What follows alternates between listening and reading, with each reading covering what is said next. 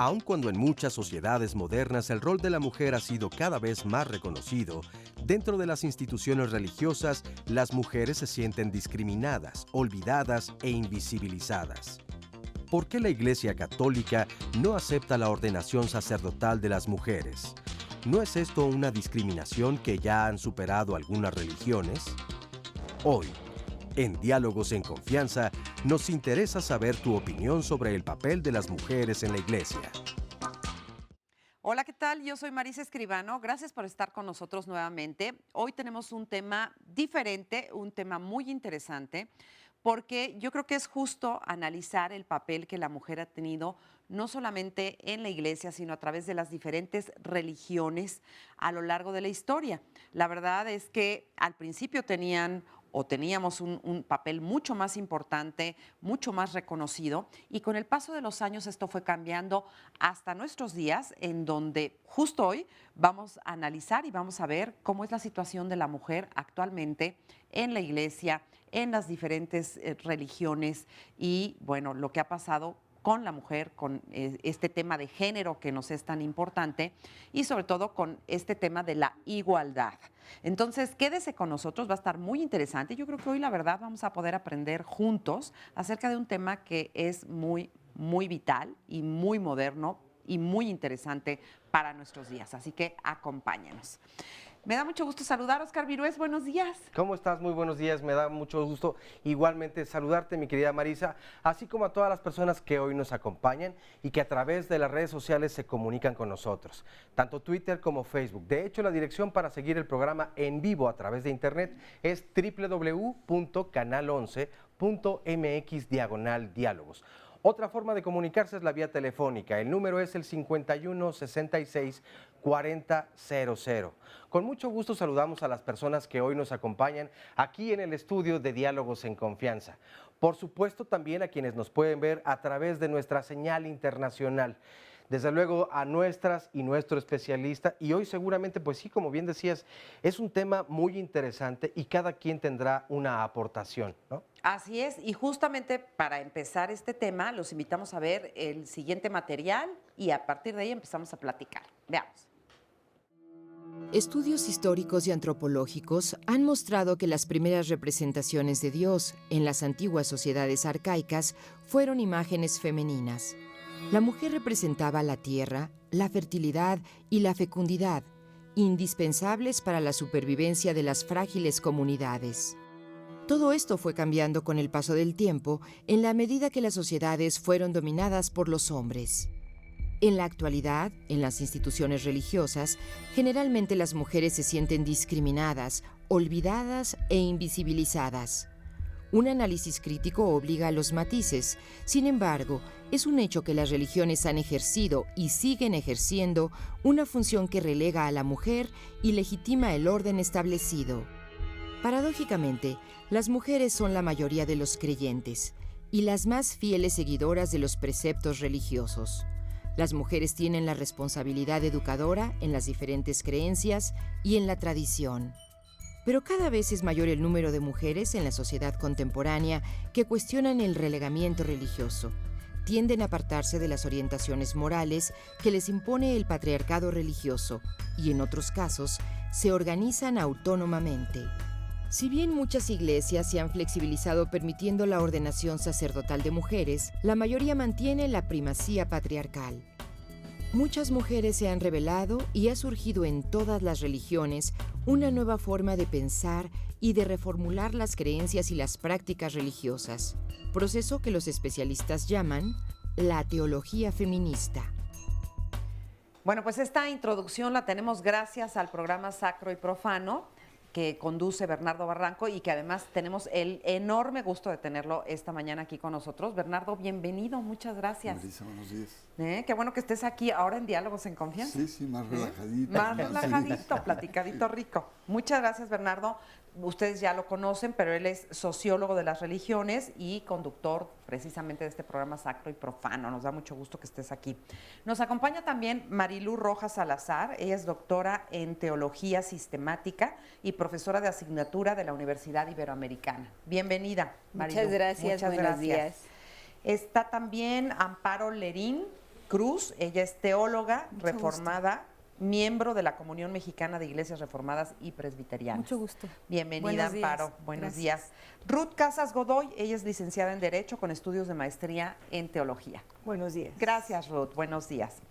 Oigan, pues muy interesante esta introducción y la verdad, pues yo creo que hacía falta hacer un programa así, justamente donde pudiéramos platicar acerca del papel que ha tenido la mujer o del casi nulo papel que ha desempeñado últimamente, ¿no? En términos religiosos. Sí. ¿Cómo lo ves tú? Pues yo creo que las religiones en general nunca se han llevado bien con las mujeres, ¿sí? Nos han tratado como menores de edad, nos han puesto guías espirituales que nos han dicho qué hacer, qué no hacer, qué está bien, qué está mal, han regulado nuestra sexualidad, han regulado nuestras expresiones, han regulado hasta nuestra forma de educar a nuestros hijos, ¿no? Yo creo que hemos sido invisibilizadas, que ser mujer en estos días aún y pertenecer a una religión significa que vamos a ser subiglesia, ¿no? Pero a pesar de esto, yo también creo que muchas mujeres han estado abriéndose los espacios, a lo mejor rebelándose, diciendo, yo creo que esto no está bien, cuestionándose, cuestionando lo que es el imaginario de Dios y pensando, es Dios, es Señor, es la divinidad, y esta divinidad está de acuerdo en cómo me están tratando a mí, en que me controlen, en que me regulen, por supuesto los varones, porque las religiones patriarcales pues están dirigidas por varones, ¿no? Claro. Hay sacerdotes, está el Papa, etcétera. Entonces las mujeres se están abriendo espacio, nos estamos abriendo espacio, hay varios varones también que nos acompañan en esa rebelión, en decir no estamos de acuerdo. Y no hemos abandonado la iglesia, no hemos abandonado la fe, pero sí nos estamos moviendo de las iglesias, estamos creando espacios alternos, donde podamos expresarnos, donde seamos sujetos y no objetos, donde podamos nosotras expresar nuestra fe y nuestro caminar congruente con esa fe que seguimos. ¿Qué implica, Bernardo, en estos tiempos y en esta época el hecho de que la mujer esté tan invisibilizada en las religiones? Mira, yo lo que considero es que en el momento actual estamos viviendo un proceso de ruptura en el que la mujer, como señalaba muy bien Amparo, había estado absolutamente relegada del mundo religioso, del mundo simbólico, de la reflexión teológica, de las estructuras. Sin embargo, en los últimos 100 años hemos tenido grandes cambios en la cultura, en la sociedad, donde la mujer adquiere una relevancia novedosa en la sociedad, no en la iglesia, en la sociedad. Socialmente hablando. Secularmente, la mujer ha venido conquistando espacios en la economía, en los medios, en aspectos científicos, en aspectos jurídicos, etc. Y por lo tanto hay una disfuncionalidad cuando la mujer, esta mujer moderna de una sociedad secular, se mira en las iglesias, se mira totalmente deformada. Y por lo tanto lo que estamos asistiendo es a un largo, sinuoso, complejo, doloroso proceso de ruptura, en donde las mujeres están haciendo sentir su voz, su presencia, su reelaboración. Incluso en la teología hicimos un hermosísimo programa sobre cómo se veía María Magdalena de una manera diferente. Bueno, eso es fruto de que las mujeres están repensando toda la historia bíblica, toda la teología, los aspectos estructurales, etc. O sea, ¿son las mujeres las que están dándole una nueva mirada a esas Fundamentalmente. mujeres? Los hombres, lamentablemente, seguimos con ese papel de proteger ese patriarcado, y en ese sentido hay una tensión. Y yo creo que estamos viendo momentos muy interesantes, realmente muy luminosos. Mujeres con una gran creatividad, con una gran capacidad, que han hecho simbrar hasta el Papa, cuando el conjunto religioso le dice al Papa, oiga, pues revisemos el tema del diaconado, por lo menos. Y el Papa dice, bueno, revisémoslo. Y después se le viene encima toda la estructura, diciendo, no, lo que el Papa quiso decir es que está abierto, pero no quiere decir... Es decir, son esos jaloneos que forman parte de nuestra historia contemporánea. Sí, que ahorita vamos a seguir platicando de ellos, por supuesto. Y yo te preguntaría, Ruth, bueno, esto no fue así al principio, ¿no? La mujer tenía otra estructura, otra imagen al principio. Al inicio de la iglesia, en las primeras comunidades cristianas, la mujer sí tenía una participación. Es al paso de los siglos que empieza a ser sometida, es que el hombre toma el poder y establece los roles que debe jugar la mujer dentro de la iglesia. La iglesia está conformada en su base por mujeres, no es una minoría, yo te diría que al contrario, en la actualidad incluso es una mayoría. Y desafortunadamente esa mayoría no tiene voz, como sí la tuvo probablemente en las primeras comunidades cristianas. Entonces, creo que el punto está en aceptarnos como parte de esa mayoría y darnos cuenta que el formar parte de la base de la pirámide nos tiene que hacer tomar conciencia de que la iglesia la conformamos todos. La iglesia no es una institución, la iglesia no son los sacerdotes, la iglesia no es la alta jerarquía, la iglesia la conformamos todos los cristianos, todas las cristianas, y por lo tanto es que la mujer debe empezar a participar dentro de la iglesia, lo que decía Bernardo hace un momento, hacer una reflexión teológica y hacer un análisis de realmente hasta dónde estamos interesadas en participar. Evidentemente requiere un proceso y, como bien decías, un proceso doloroso, porque es romper con todo lo establecido y es creernos que tenemos nosotras la capacidad de empezar a hacer teología desde las mujeres y para las mujeres.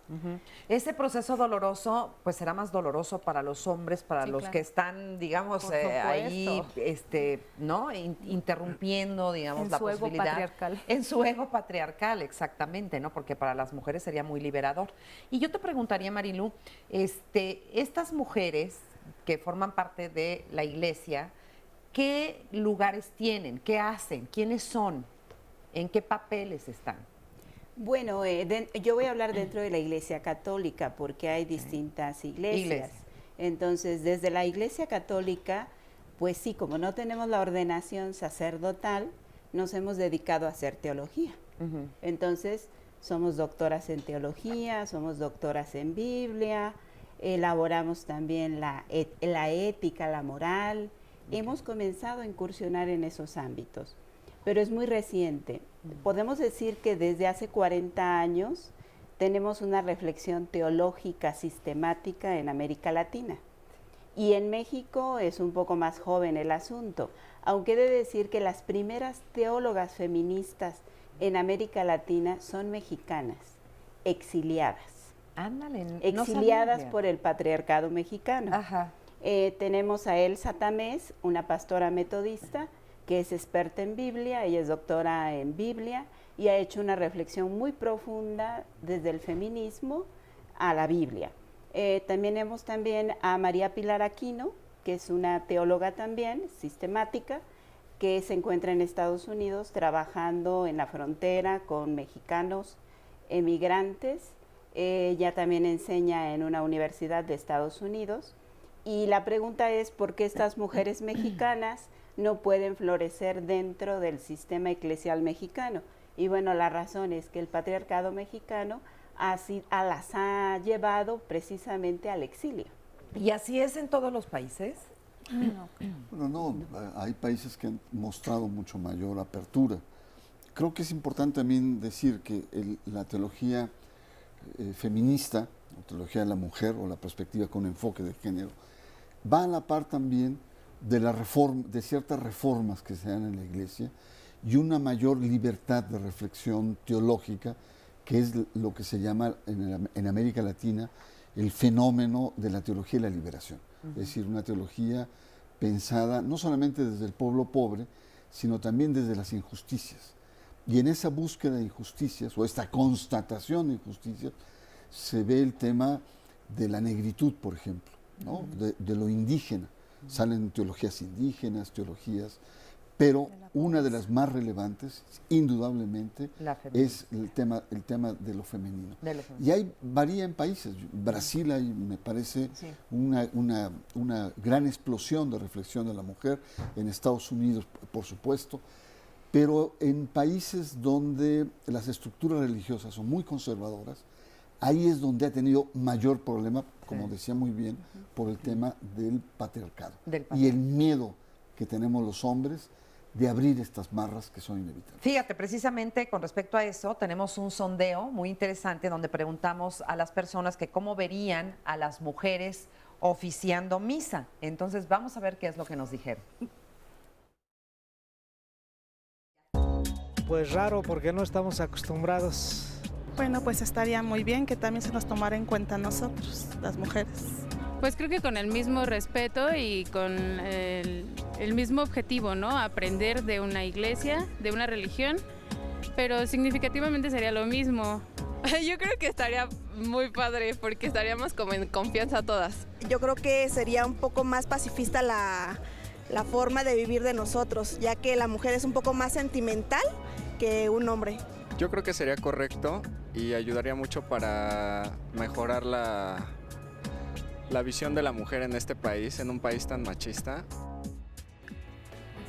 Ahí están esas opiniones que, claro, pues a lo mejor no son representativas de todo lo que opina la gran población, ¿no? Pero sería interesante ver en estos momentos, en esta época actual, cuál es la opinión de la mayoría, cómo se sentirían de a gusto o no a gusto viendo a una mujer oficiar una misa y todo esto, ¿no? Vamos a seguir platicando de ello. Muy interesante, la verdad, nuestro tema, pero los invitamos, ¿verdad, Oscar, a que sigan participando con nosotros? Sí, por supuesto, y que se comuniquen a través de las redes sociales. Nos dice Luis Edgar Coutinho, el papel de la mujer es importante en todo. Desafortunadamente, muchas se escudan en la iglesia para esconder su maldad. Es una opinión también. Bueno, hacemos una pausa y regresamos. Las mujeres siempre han ocupado un lugar preponderante en la iglesia. De hecho, en principio tendríamos que decir que son la fuerza más importante de las comunidades eclesiales. Ellas son las que colaboran más estrechamente con los sacerdotes, las que tienen más iniciativas de trabajo apostólico. Yo, por ejemplo, que soy párroco, puedo decir que la gran mayoría de las personas, de los fieles laicos que colaboran conmigo, grupos de ministros extraordinarios de la comunión, que son los que nos ayudan a llevar la comunión a los enfermos, o la gente que ayuda en el servicio del altar, que son como los grupos más cercanos, está compuesto por mujeres. Entonces, efectivamente, no podemos entender el apostolado de la Iglesia hoy sin la presencia numerosa, cuantitativamente, pero sobre todo cualitativa de las mujeres, porque efectivamente ellas además, y con esto termino, aportan a la experiencia del varón sacerdote, desde su visión femenina, aportan una manera de entender los retos de una comunidad concreta. Y es cierto que iluminan en ciertos puntos en los que nosotros como varones, por nuestra estructura mental, como que no alcanzamos a comprender, y ellas, pues con su intuición femenina, con su visión materna, si queremos, nos ayudan como a entender las cosas con otra visión, y entonces en ese sentido aportan mucho. Muchas gracias al padre José Medel por esta entrevista, que además tuvimos el gusto de conocerlo y de estar con él ahora con respecto a la visita del Papa. ¿Te acuerdas que tuvimos ahí nos dio nuestras clases, ¿verdad? Y la verdad muy interesante. Pero él habla acerca de cómo el incluir a la mujer ayuda a enriquecer la visión, ¿no? ¿Qué visión tiene la mujer que sea distinta a la visión que tiene el hombre?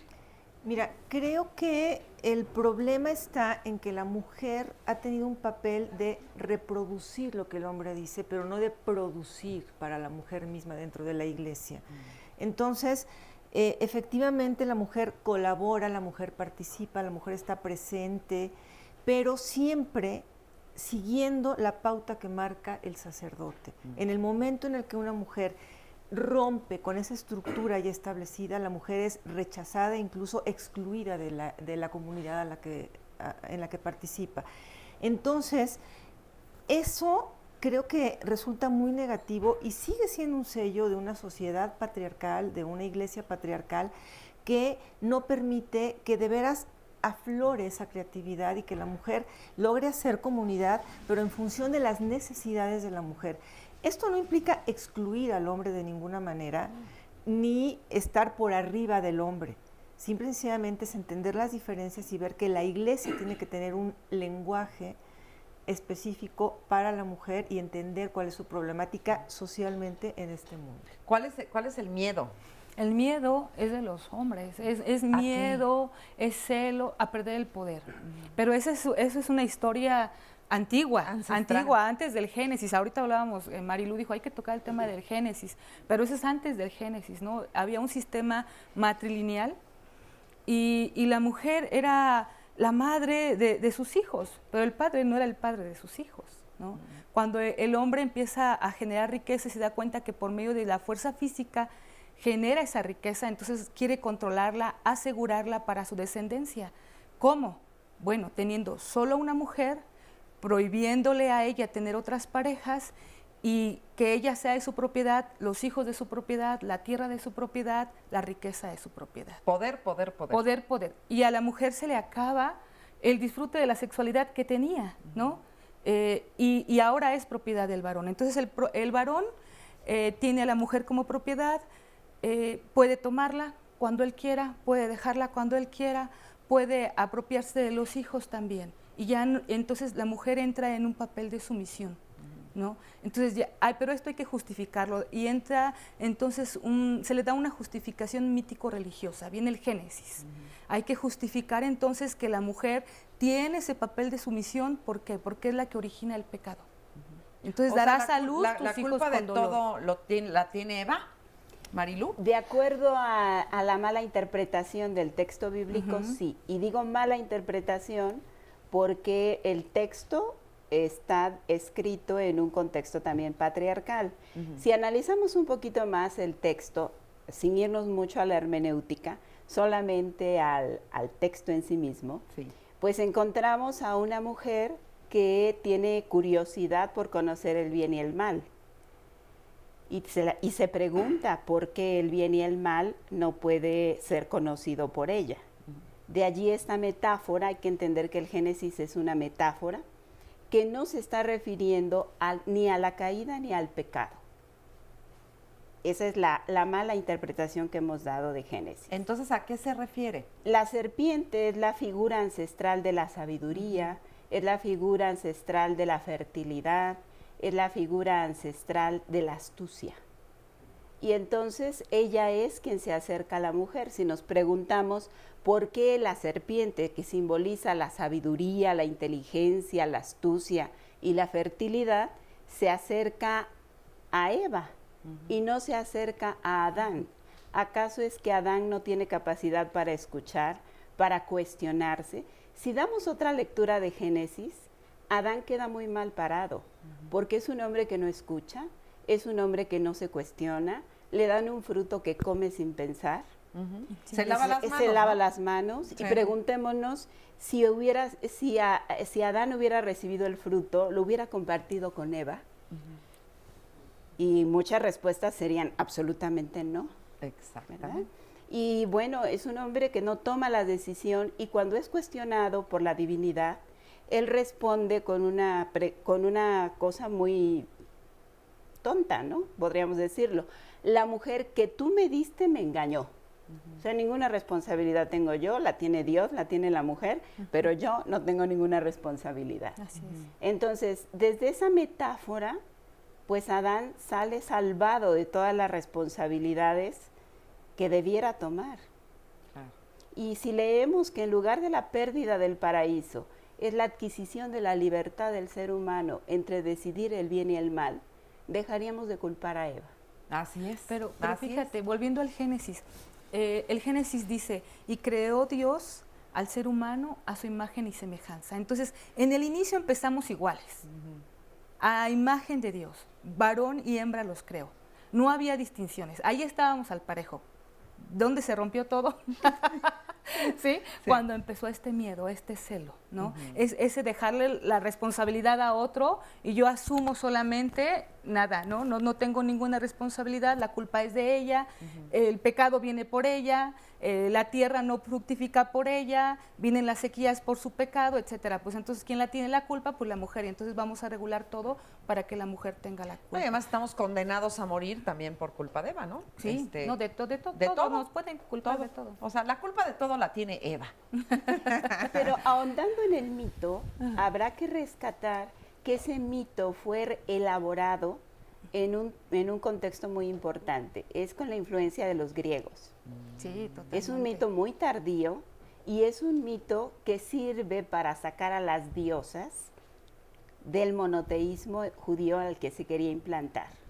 Porque recordemos que el judaísmo estuvo en contacto con Babilonia y en Babilonia había culto a las diosas, a Ishtar específicamente, ¿verdad? Y había otras diosas también, Rahab, que Rahab era representada la diosa como figura de serpiente, y eso nos da muchos elementos para repensar el mito del Génesis, y que este mito sirve para quitar todo el culto que le daban, por ejemplo, a algunos judíos exiliados, también a las diosas.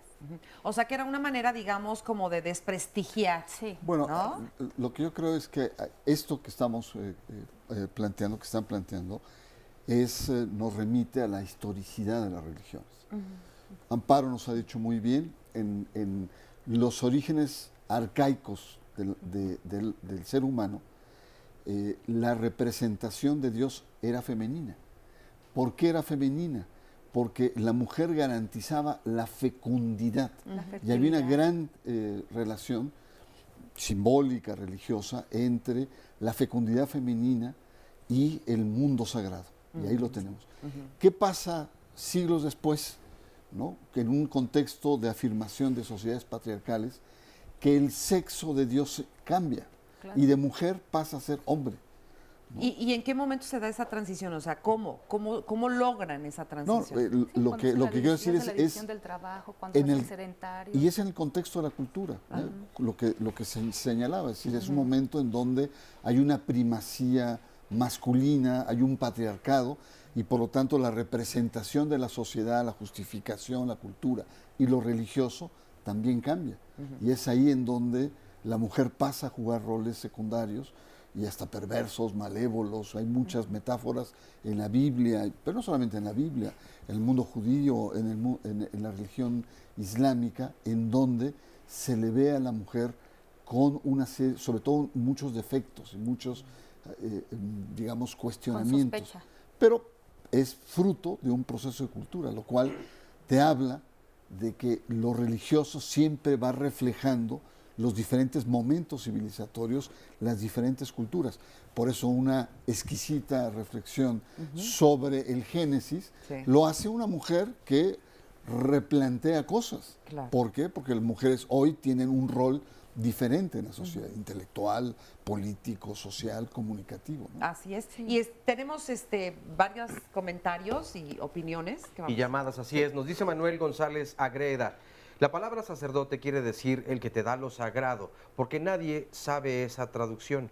Jesucristo instituyó el sacerdocio únicamente para los hombres, por eso la Iglesia Católica conserva esa tradición. Por otro lado, por el bautismo todos somos sacerdotes, quedando claro que hay sacerdotes ministeriales y el sacerdocio común.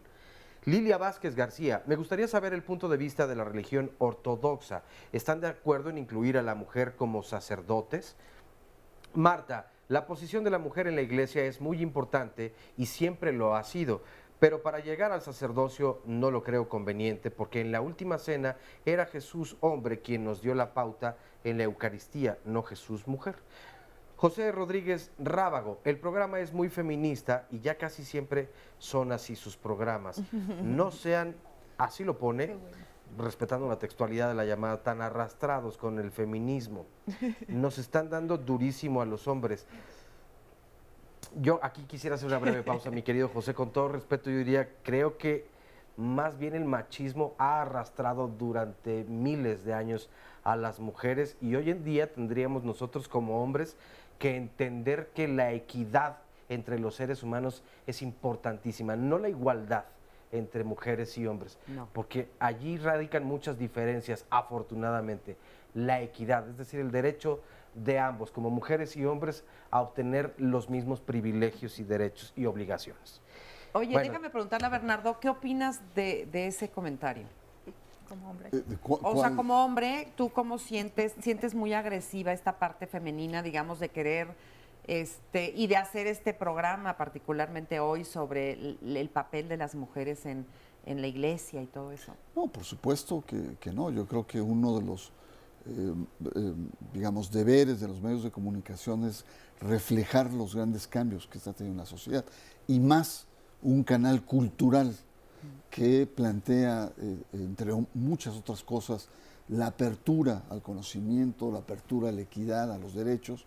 Evidentemente que el tema de la mujer, que yo supongo, no solamente es lo religioso, en muchísimos ámbitos de la vida, en la familia, la economía, los equilibrios en la sociedad. Yo creo que esto, el papel de la mujer en las iglesias, en la religión, en lo sagrado, forma parte de estas mutaciones que estamos viendo. Que no nos gusten, pues yo creo que sí es difícil. Algunos de los hombres se sienten muy incómodos porque el lugar en el poder está cambiando. Están viendo disminuidos. Y sobre todo, el cambio de mentalidad, muchas verdades absolutas se están fragmentando. Pero no solamente son verdades absolutas en lo religioso, en muchos aspectos de la vida social. Claro, y sin embargo, en lo religioso, digamos, es donde más rezago hay por parte de esta fuerza femenina, ¿no? Ahorita regresamos, bueno, ¿quieres decir algo rapidísimo? Y ahorita seguimos escuchando las llamadas. Bueno, con respecto a lo que comentabas ahorita, decía Bernardo, creo que ha habido un miedo a hacer una contextualización del texto bíblico, de entender exactamente en qué momento es que surge cada uno de los libros, quién lo escribe y por qué lo escribe. Hemos tomado la Biblia de una manera literal, no nos permitimos hacer una interpretación, o la interpretación que se ha hecho se ha tomado a rajatabla y lo que comentabas hace un momento es todo dentro de una tradición que probablemente ya no responde hoy a las necesidades vayan, yo creo que en cualquier religión, no nada más en el catolicismo. Entonces, hacer una interpretación que responda a las necesidades es buscar un cambio, es encontrar un nuevo sentido a la palabra y que realmente esa palabra nos diga algo a la sociedad contemporánea. Entonces, hombre, pensar que en un momento dado, en la última cena, no había mujeres, me parece hoy absurdo por la cantidad de estudios exegéticos que se han hecho, ¿no? Entonces, habría que tener mucha más apertura en ese sentido. Oye, ahorita que estamos hablando de eso, ya en breve vamos a ir a una pausa, pero regresando sí quiero que me platiquen, por ejemplo, del papel que tuvo María Magdalena, digamos, y cómo fue vista en su momento y cómo es vista hoy en día, ¿no? Y ahora eso lo vamos a platicar más adelante para no interrumpir, pero vamos con más comentarios. Sí, más comentarios nos dice Jaime Urbina, ¿por qué se limitan a la religión católica y el hinduismo y el budismo, judaísmo, islamismo? Eso limita y empobrece el tema. Bueno, en realidad es la que prevalece o mayoritariamente se representa aquí en nuestro país, pero no, le vamos a dar apertura a todas. Es un tema muy largo, muy largo. Sí, es muy extenso, además. E históricamente, bueno, ya se han dado algunos argumentos. Por otro lado, nos dice también la Gran Solín, soy católica anglicana y ahí hay mujeres sacerdotes. A propósito del mismo, nos dice Susana Williams, la participación de la mujer en la iglesia siempre ha sido muy importante. En el Antiguo Testamento, la líder Débora, el grupo de mujeres que andaban con Jesús y fue a las mujeres que Jesucristo se manifestó cuando resucitó. Y es un gran placer ser parte de la iglesia anglicana en México. Ahora en la iglesia episcopal de los Estados Unidos, donde nos han valorado mucho más. es decir, el cambio que han tenido en algunas otras religiones. Una llamada anónima nos dice, solo me gustaría decir lo siguiente, en la iglesia se forman los valores de una persona. Hacemos una pausa y regresamos, no se vayan. El Papa Francisco ha llamado la atención sobre el escaso papel de la mujer en la Iglesia en numerosas ocasiones. La primera vez que se refirió a ello fue en su viaje de regreso de la Jornada Mundial de la Juventud en Río de Janeiro en septiembre de 2013. Las mujeres en la iglesia ha sido diferente su papel en el mundo antiguo, en el mundo primitivo. Las mujeres fueron prioritarias. Sin mujeres no hay cristianismo. Había mujeres diaconisas, mujeres que presidían las celebraciones. Posteriormente, las mujeres fueron perdiendo ante el patriarcado y las mujeres se volvieron de segunda. Actualmente llegamos a esa situación donde las mujeres no pueden obtener el orden sacerdotal, el sacramento del orden, siendo que en las mujeres se funda esto precisamente. Recientemente el Papa Francisco, a pregunta expresa, ha dicho que va a crear una comisión que estudie el diaconado en la iglesia primitiva, el diaconado femenino. No está haciendo el cambio. Esta comisión va a estudiar y va a entregar sus resultados, cuál era el papel de las mujeres en la iglesia primitiva. Esperamos que después de esta comisión vengan ahora sí cambios, pero los cambios en la iglesia son muy lentos. Hoy en el mundo cristiano, de cada 10 tesis doctorales en teología, 8 las sustentan mujeres. O sea, hay cambios. Y hay mujeres que no necesitan el título de diaconisa. Están haciendo desde hace muchos años estas funciones. Por ahí veo la perspectiva en la realidad, en los hechos. Es cuando una mujer enseña teología, cuando una mujer da conferencias en teología, cuando una mujer publica libros en teología, está contribuyendo a estos cambios. Cuando una mujer está al frente de una parroquia, organiza cursos, lleva la economía, la administración de un templo, están ocurriendo. Y esto ya es realidad, no tenemos que esperar 50 años. Se dan los cambios, pero todavía de forma lenta, y no solamente en el tema religioso, creo que en todos los temas también ocurre exactamente igual. Nos dice Manuel Martínez Tapia, la iglesia ha utilizado a la mujer para barrer el templo, para poner flores, para el servicio de los sacerdotes. El hombre siempre ha tenido a la mujer como un objeto, no le dan el valor que verdaderamente debería de tener. Juan Fernández Sandoval, no traten de imponer sus ideas acerca de que la mujer es indispensable en una religión. La Luz del Mundo es una nueva religión donde no permiten a la mujer ni siquiera tener voto, pero de eso no hablan. Es la opinión de Juan Fernández. Silvia, las mujeres deberíamos de ser tan inteligentes como para poder sacudirnos cualquier tipo de religión. Laura Fase de Gortari. Primero felicito a Bernardo Barranco, que me encanta cómo habla y los comentarios que hace. Si hubiera sacerdotisas dentro de la religión católica, no se hubieran dado los casos de pederastia. La Biblia dice que Adán y Eva tuvieron 12 hijos, pero no dice que se casaban entre ellos y que existía promiscuidad sexual.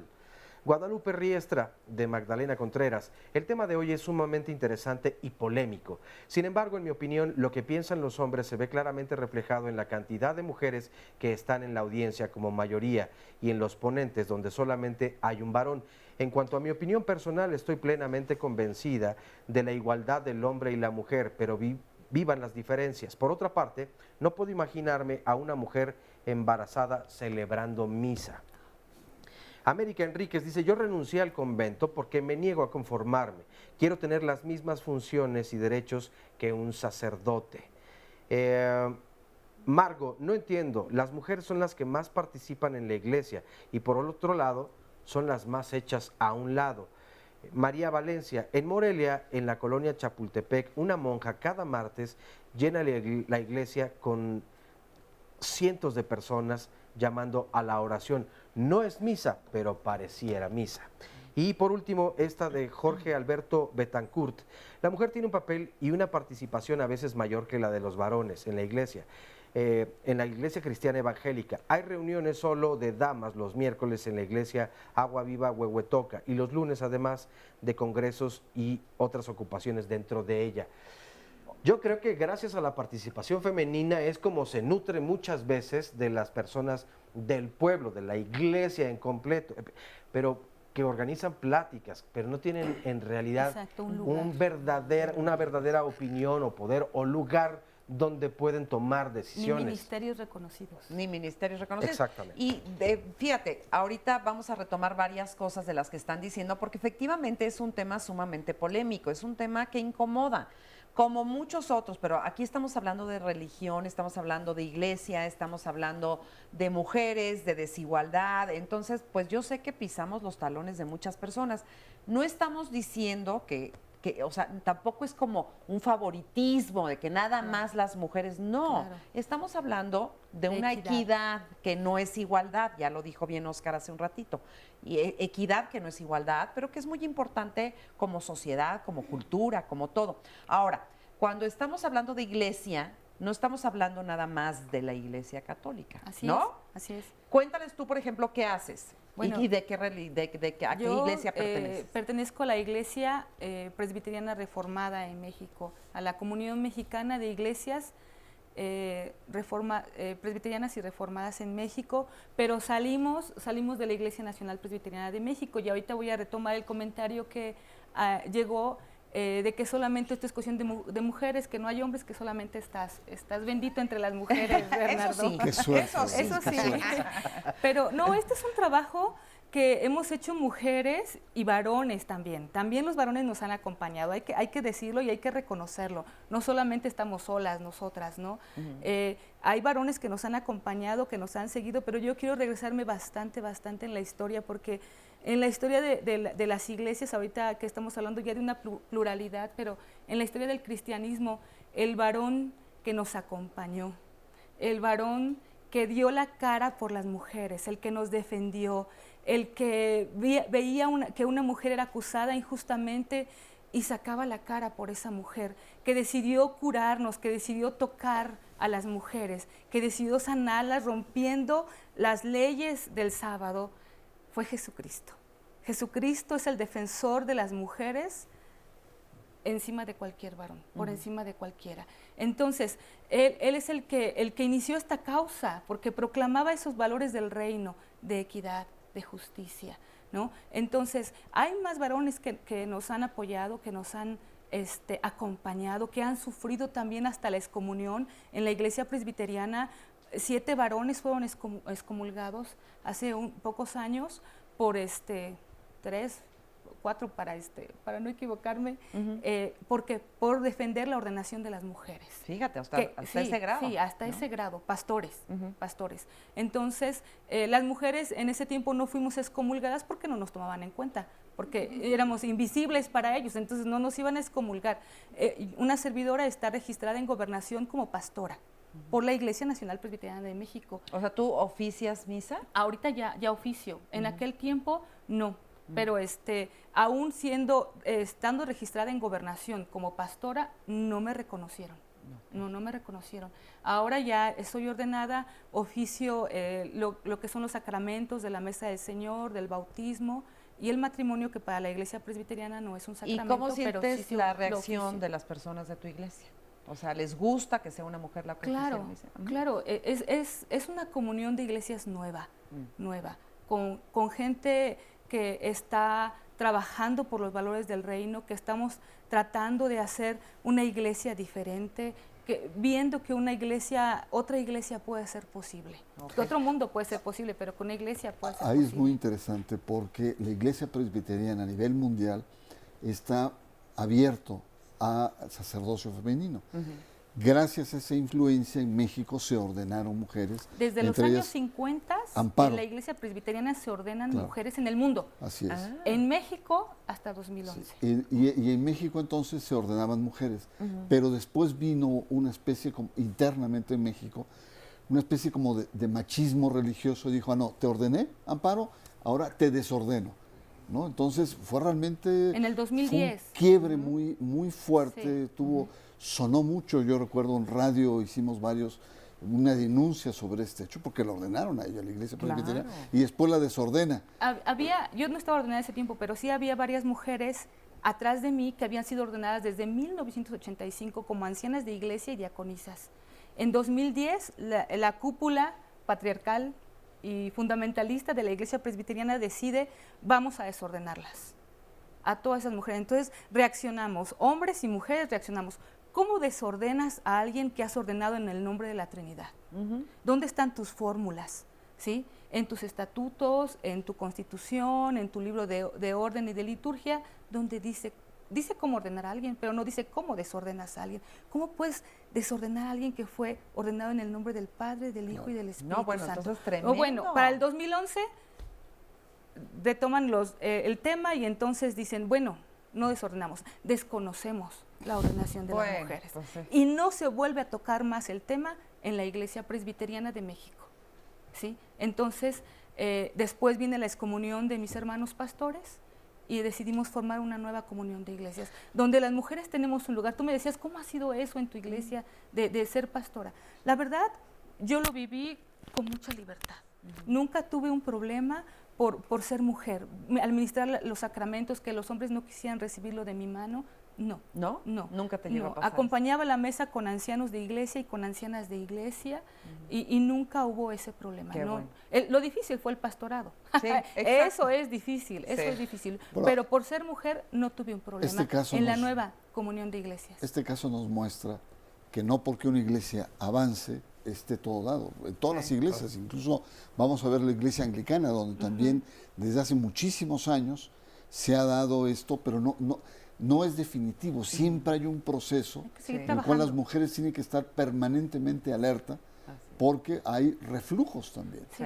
Y entonces, lo cual significa que las conquistas, como en todos elementos, en la academia, en la política, no hay que darlo por hecho, sino más bien hay que profundizar esos cambios. Así es. Yo quisiera hacer una corrección nada más. Dime. A un comentario que hizo Marilu sobre la teóloga, la doctora Elsa Tamés. Ella es mexicana, sí, pero es de ascendencia, viene de una tradición presbiteriana y no es pastora ordenada, es teóloga. Teóloga, Le ok. corre el pastor. Oye, bueno, ahora quisiera pasar a esta parte del tema y ahorita nos vamos a ir allá también a platicar con nuestros invitados, del tema de María Magdalena. ¿Qué pasó? Cuéntenme un poco de la historia de María Magdalena y cómo ha sido tratada a través de la historia y qué papel realmente tenía María Magdalena y qué significado tenía para Jesucristo. Bueno, María de Magdala, como se le reconoce, es un nombre de Magdala, habla de una mujer que tenía una influencia. El lugar Magdala está al lado del lago de Tiberíades. Es una pequeña ciudad y el hecho de que ella lleve el nombre de la ciudad habla de la importancia lo importante que ella era para la ciudad. Sí. Es de las pocas mujeres que conocemos su nombre y el lugar de donde es. Normalmente en los textos bíblicos no se da el nombre de las mujeres. Te doy un ejemplo. Cuando Jesús es lavado por alguna de las mujeres, ungido, dice, lo que está hecho será conocido su nombre de generación en generación. Y el redactor no pone su nombre. Entonces, como estos elementos hay muchos. Pero volviendo a María de Magdala, es una mujer rica, es la mecenas de Jesús, que le provee con sus bienes para el grupo, porque recuerden que el grupo de los 12 y los 72 y las demás mujeres que le seguían a Jesús, pues eran seguidores, pero tenían necesidad de alimentos y otras cosas. Claro. Entonces había un grupo de mujeres, lo encontramos en los textos bíblicos, que apoyaban a Jesús con sus bienes. Y María de Magdala es una de ellas. Aparece también en el texto bíblico como la mujer que de la cual fue expulsado 7 demonios. Hay que entender el término demonios, son enfermedades, no es que sea una malvada mujer, sino es una mujer enferma. Claro. Pero Gregorio el Grande, ¿verdad?, en el año 351-59, comete un error. Yo no sé si es un error intencional o es un error de ignorancia, pero él dice que María de Magdala es la misma mujer pecadora a la cual Jesús le había perdonado sus pecados. Y a partir de ahí ella pasa a la historia como la prostituta. Exacto, es lo que te iba a decir. Pero el mismo Hipólito de Roma, que es uno de los grandes patriarcas de la Iglesia, la reconoce como la apóstol de los apóstoles. Y eso nos está hablando que María de Magdala era una líder de la Iglesia. Sí, y que la figura de María de Magdala en la Iglesia primitiva había tenido una influencia muy fuerte y representaba el liderazgo de las mujeres, porque había 3 liderazgos en pugna. El liderazgo de Pedro, el liderazgo petrino, de los hombres, el liderazgo de María de Magdala, cuyos discípulos de Jesús también estaban 2 en concreto a favor de ella, y el liderazgo de Pablo. Y entonces había que decidirse por esos liderazgos.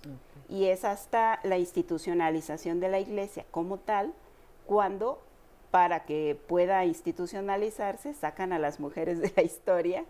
Y esta figura desprestigiada de María de Magdala pasa inclusive a la iconografía, porque la ponen siempre como penitente, como llorosa, como la pecadora. Y ¿se sabe si hubo algún tipo de relación amorosa, digamos, entre ellos? Lo que pasa es mito. Es un mito que viene por un texto gnóstico del siglo II, el Pistisofía, donde se habla de María de Magdala como la compañera de Jesús. Y ustedes saben que pues, la novela de Raymond Brown ahonda en ese asunto, y hay una interpretación errónea, porque una manera de transmitir sabiduría entre los gnósticos era dar un beso en la boca. Y entonces el hecho de que el texto gnóstico diga que Jesús besó en la boca a María de Magdala ha sido interpretado como que era su pareja.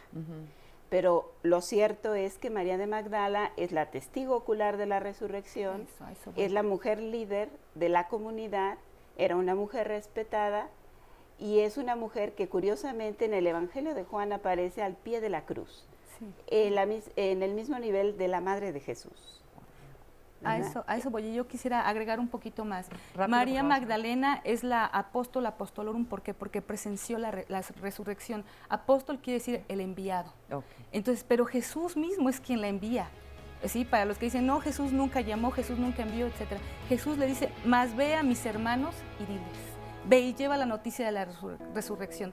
Por eso María Magdalena toma un liderazgo prominente en las iglesias de los primeros siglos. Ok, vamos a ir a una pausa rapidísimo. Esto es muy interesante, la verdad, cómo se va trastocando la historia, cómo nos enteramos de algunas cosas que fueron totalmente equivocadas, no nada más en lo religioso, sino en la historia en general, ¿no? Cómo a veces la historia no es tan cierta en algunos casos. Escrita por varones. Exactamente. Vamos a ir a una pausa y regresamos. No se vaya. Continuamos.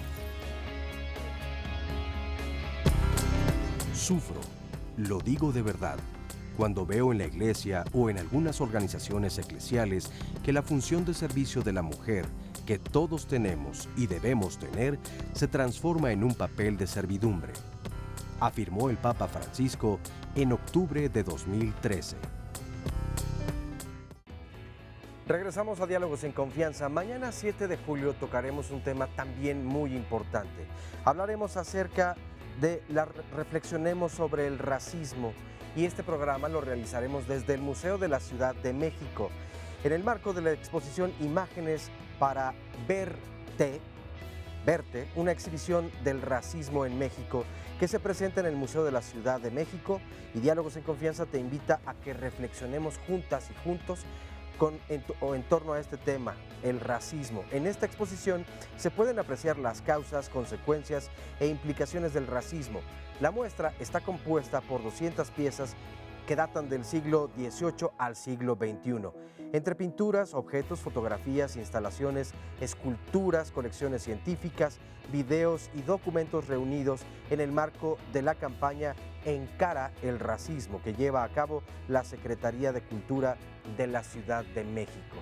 Si quieren acompañarnos a través de las redes sociales, tanto Twitter como Facebook o la vía telefónica, pueden solicitar la información para acudir mañana a este importantísimo programa también.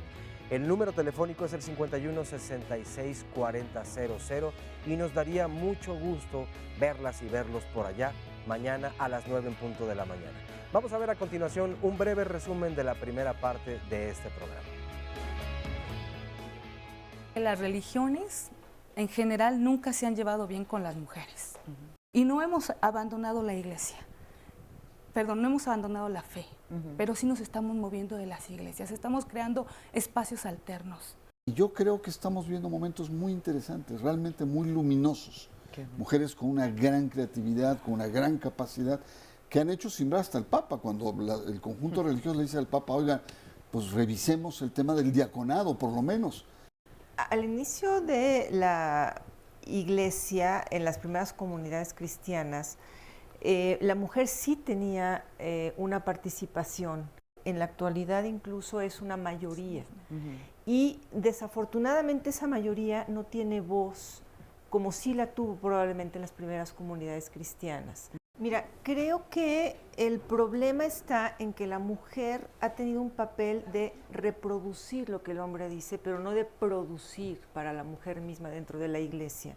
En el momento en el que una mujer rompe con esa estructura ya establecida, la mujer es rechazada e incluso excluida de la comunidad en la que participa. El Génesis dice, y creó Dios al ser humano a su imagen y semejanza. Entonces, en el inicio empezamos iguales.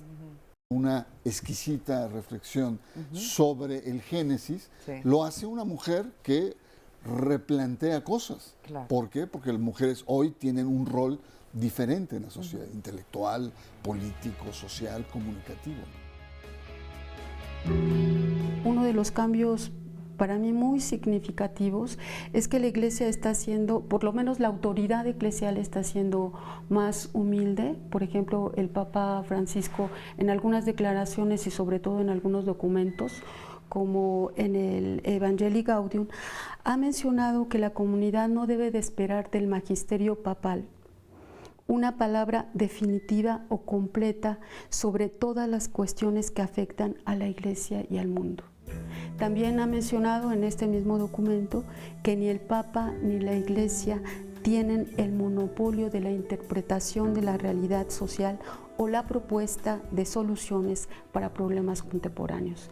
E incluso va más allá en el último documento, la carta encíclica Laudato Si, donde menciona que sobre muchas cuestiones concretas la Iglesia no tiene por qué proponer una palabra definitiva y entiende que debe escuchar y promover un debate honesto entre los científicos, respetando la diversidad de opiniones. Y teniendo como telón de fondo estas palabras del Papa, de que no hay una palabra definitiva, de que no debe haber un monopolio de la interpretación, nos parece que podríamos ir todavía más allá y entonces reflexionar y dialogar sobre temas que afectan a las mujeres todos los días, que tienen que ver con la salud reproductiva, con su salud sexual, con los métodos anticonceptivos, con el aborto. Me parece que nuestra Iglesia no podría hablarles de Dios a las mujeres si no entra a sus corazones, a sus dilemas y si no toca la puerta de sus realidades. Fíjense qué tema tan importante y tan escabroso también, ahí hasta se me lengua la traba aquí, porque son temas que siempre han sido como medio vetados por la Iglesia y que tienen que ver justamente con lo que decía nuestra entrevistada, ¿no? Con el aborto, con los métodos anticonceptivos, con la reproducción sexual, en fin, con todo esto que tiene que ver con estos temas que a veces se eluden por parte de la Iglesia. ¿Cuál sería tu opinión, Ruth? Mira, como bien dices, son temas sumamente complejos, pero creo que el problema radica en que se generalizan los casos y no se toma en cuenta, por un lado, la libertad de la persona y por otro lado, la problemática que está viviendo esa persona como para tomar una decisión en torno a todos estos temas tan escabrosos, tan complicados. El uso de anticonceptivos, el aborto, las relaciones sexuales fuera de matrimonio, etcétera. Yo creo que no puedes a rajatabla determinar que por actuar de tal o cual forma estás hablando de cometer pecado sin analizar el entorno, el contexto de la persona. Entonces, creo que hay mucho que trabajar en torno a eso dentro de la teología y una reflexión muy profunda de la Iglesia en cuanto al respeto a la mujer a decidir en muchos aspectos de su vida. ¿Cuál sería, digamos, la postura ideal, Bernardo, de la Iglesia? O la apertura que la Iglesia debería de tener en torno a estos temas también.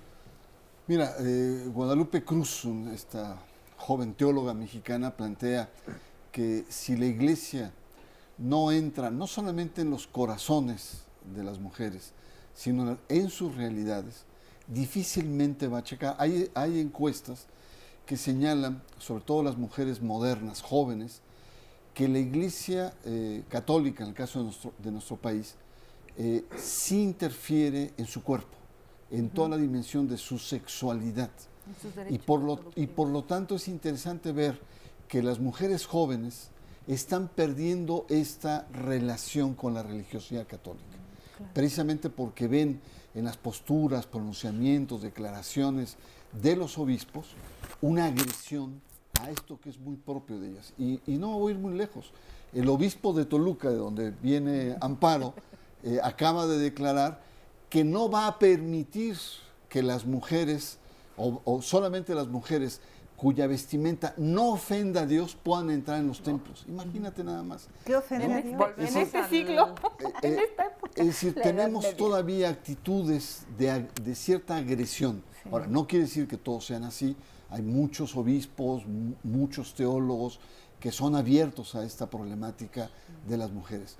Pero hay un rezago muy grande, estructural, sobre todo por parte de la Iglesia. Y también hubo un cardenal, creo que fue cardenal, que dijo que había que tener mucho cuidado ya con las mujeres y que había que callarlas porque ya estábamos, ya estaban opinando demasiado, ¿no? Están pensando demasiado. Así lo dijo. Imagínate. Sí. Quizás en un momento después de que entrevistes tocaríamos el tema de la violencia que hemos sufrido las mujeres en las iglesias, porque eso es violencia, ¿no? Y no nada más en la iglesia católica, voy a hablar de las iglesias evangélicas, cristianas, presbiterianas, donde la mujer que trae pantalón no puede entrar al templo, y han puesto letreros así, el que se vista, el varón, la mujer no puede usar vestidura de varón, y usan un texto del Antiguo Testamento donde el hombre usaba túnica y la mujer también túnica, ¿no? Entonces, y no nos permiten entrar con pantalones o faldas cortas, donde no se permite el acceso de la mujer al lugar sagrado, donde está el púlpito, al altar, si está menstruando, si está embarazada. Esa es violencia. Claro. Esa es violencia contra la mujer dentro de las iglesias. Te dejo y luego regreso con María Magdalena. Sí, tengo otro comentario. Bueno, ahí voy rápido. Sí. Quiero darle la bienvenida y saludar a la reverenda madre Natividad, que viene de la iglesia anglicana y vienes de Cuernavaca particularmente, ¿verdad? Así es. ¿Cómo es vivir esta experiencia como reverenda madre en una iglesia en un tiempo como este? En este tiempo creo que ha habido todo un proceso. El licenciado Barranco lo dijo atinadamente, que todo cambio pues sí genera dolor, ¿no? Y nosotros en nuestra primera ordenación que hubo aquí en México, en el año de 82, en donde a través de nuestro sínodo, donde los laicos y el clero y obispos toman decisiones, se dio el paso importantísimo para la ordenación de mujeres. Del 76 al 82 hubo la primera ordenación de una mujer y no fue fácil, no fue fácil y no ha sido fácil, pero ahorita en este momento, si me preguntan, yo creo que ya hemos atravesado este proceso. Todavía no es definitivo porque te encontramos dentro de nuestra propia iglesia todavía situaciones difíciles, pero es la minoría. Entonces, la verdad es que ahorita en nuestra iglesia hay mucha apertura y como dice el licenciado Barranco, ahorita este proceso creo que ya lo hemos superado y somos bien recibidas para poder ministrar. Qué bueno. Y si me permites preguntar sobre el atuendo, ¿por qué estás vestida así, digamos? O sea, ¿así te vistes todos los días? Bueno, todos los días que tengo. Refiero, sí, o sea, para ministrar, sí. Esta es nuestra vestimenta, que es es parecida a la Iglesia Católica Romana, pero bueno, hay diferencias que tenemos en cuanto a ello, y hay algo muy importante. Decimos que en nuestra iglesia no es que todo se vale, sino que todos valemos. Ah, qué bonito. Entonces, pues ahora sí, con esa confianza podemos realizar esta vestimenta y podemos ministrar con toda la apertura. Okay. Tenemos el respaldo también masculino, a plenitud. No fue fácil, pero ahora puedo decir con mucha satisfacción que hemos superado la prueba. Qué padre, qué bueno. Y muchas gracias por estar aquí además hoy y desde Cuernavaca. Muchas gracias. No, gracias a ustedes por invitarnos y quiero aquí todos fueron darle una felicitación, porque yo decía, pues son anglicanos, ¿no? Todos ellos, porque esa forma de pensar lo tenemos nosotros en nuestras reuniones y todo lo que representa nuestra iglesia, y me siento muy complacida por todo el foro y agradecida a la producción. No, al contrario, muchas gracias. Es importantísimo hablar de todas estas cosas y conocerlas y tener la apertura. No le tengamos miedo a hablar de todos estos temas. Luego, de repente, somos muy miedosos. Y también le doy la bienvenida a la reverenda madre Elisa, también anglicana. También de la iglesia anglicana. También de la iglesia anglicana. Para mí es una bendición estar en la iglesia donde estoy. Para nosotros, yo no me siento ni deformada, ni invisible, ni falta de poder, ni autoridad en nuestra iglesia. Tenemos las mismas condiciones como hombres o mujeres, no hay distinción. Quiero decir que también nosotros en la comunión anglicana a nivel mundial, la primera mujer ordenada fue en 1944, hace 75 años ya. Y curiosamente no se da en un margen de auge feminista de los 50, 60, sino se da con el fondo de la Segunda Guerra Mundial en la invasión de Japón a Hong Kong.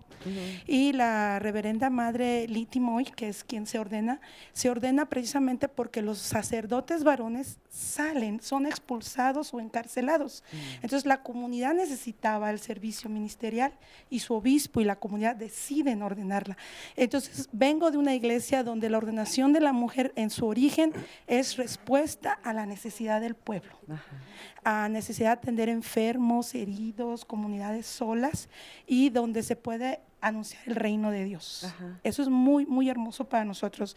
Yo estoy ¿Y tú eres la más joven? La más recién ordenada, sí. Más joven no. Sí, recientemente ordenada. Me acabo de ordenar como presbítera el 12 de abril de este año. A ver, y cuéntame desde tu punto de vista personal, digamos, ¿por qué querrías estar y oficiar y pertenecer a una iglesia? Bueno, para mí el ser llamada de Dios hace muchos años. Surge no solamente de una necesidad personal, espiritual, sino también de una necesidad que uno puede ver en el pueblo. Yo llego hace 14, 16 años a la iglesia anglicana y me fascinó la apertura. No había necesidad de que si soy mujer no te puedes subir al presbiterio. No había eso. No había la exclusión de que porque eres mujer no puedes ir al seminario. Porque yo venía de una tradición evangélica que sí venía así. Entonces me encuentro con una iglesia abierta, de diálogo, como decía la madre, donde no todo se vale, pero todos y todas valemos. Y entonces empieza un proceso de muchos años, porque yo soy casada, mi esposo también es presbítero. Entonces, y ahí sí se vale. Y ahí sí se vale, y lo recibí. Hijos y tengo 2 hijos, Tamara y Matías, y somos muy bendecidos. Entonces, para mí, estar en el ministerio ordenado es una manera también de responder al llamado que Dios nos hace.